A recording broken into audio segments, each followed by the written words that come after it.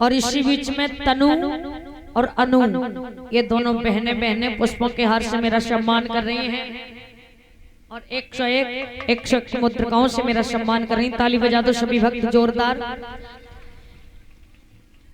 कामना करती हूँ पढ़ लिख करके इनकी नौकरी लगे, अपने माता पिता का नाम रोशन करें, अपने क्षेत्र का नाम रोशन करें, अपने गांव का नाम रोशन करें।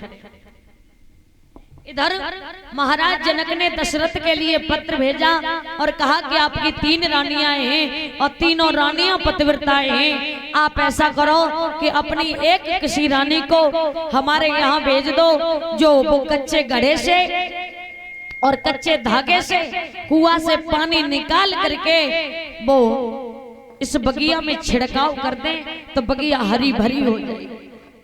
जब ये पत्र महाराज दशरथ के यहाँ पहुंचा तो दशरथ ने ये बात कौशल्या को बताया। तो कौशल्या ने कहा ठीक है हम चले जाएंगे।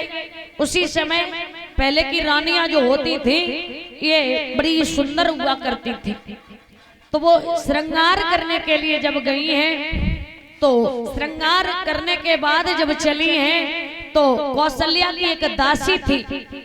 दासी ने जब देखा तो कहा महारानी आप इतनी तैयार होकर के कहाँ जा रही हैं? बोले हम जा रहे हैं महाराज जनक के यहाँ, उनकी बगिया सूख गई है। एक संत ने श्राप दे दिया है कि कोई पतिव्रता स्त्री अगर उस बगिया में कच्चे घड़े से कच्चे धागे से पानी निकालेगी और उस पर पानी से बगिया में छिड़काव करेगी तो बगिया जो है वो हरी भरी हो जाएगी।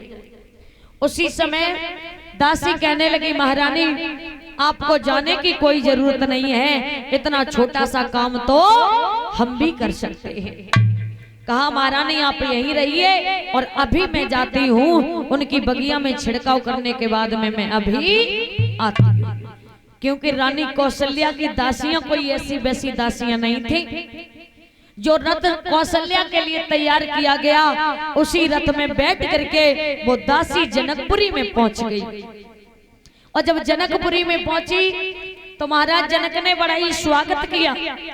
और जब स्वागत किया तो उस दासी ने कहा महाराज जनक आप हमें रानी कौशल्या न समझे, मैं उनकी दासी हूँ, ये सम्मान मेरे लायक नहीं है। उसी समय कच्चा घड़ा दिया, कच्चा धागा दिया और कच्चे धागे में घड़ा को बांधा और कुएं में लटका। जितने